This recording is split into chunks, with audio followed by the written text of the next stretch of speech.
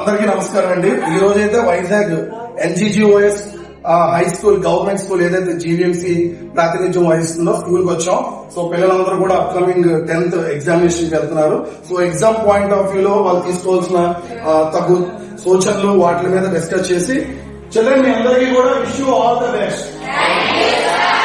So all the best kids.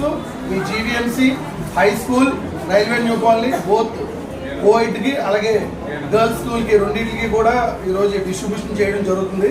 So మీరు kids తో పాటు చక్కగా వెళ్ళి ఎగ్జామ్స్ రాయాలని చెప్పి డిస్ట్రిబ్యూషన్ కొనసాగిస్తున్నాం.